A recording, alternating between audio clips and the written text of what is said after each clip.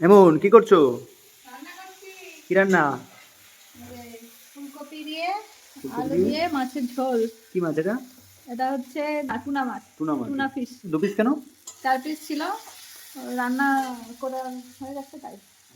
এই দেখো ফুলকপি দিয়ে পুরো মাংসের মতো তাই তো? মাংসের মতো করে রান্না করছি। ফুলকপি আর টুনা ফিশ। হ্যাঁ, টুনা ফিশটা নাকি খুব খাওয়া ভালো, এই জন্য নিয়ে এসেছি। তা ভাবলাম অল্প অল্প করে খাই, মানে এরকম ভেজে খাওয়া ভালো? সবসময় পাওয়া যায় না।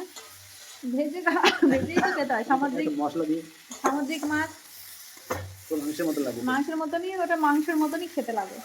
আর একটু আনলে ভালো হতো বাজার থেকে।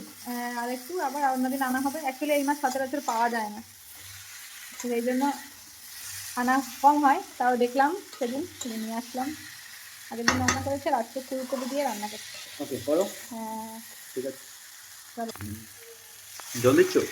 জল দিচ্ছি। আরে ঘাঁচি। আরে কাঁচা লঙ্কা দিয়েছি, কালারটা তেমন একটা পাই না। হ্যাঁ থাক, কালার দরকার নেই। কাঁচা লঙ্কা বাটা পেট যাতে দিয়েছি। ভালো থাকে সেটা দেখতে হবে। কাঁচা লঙ্কা বাটা, টমেটো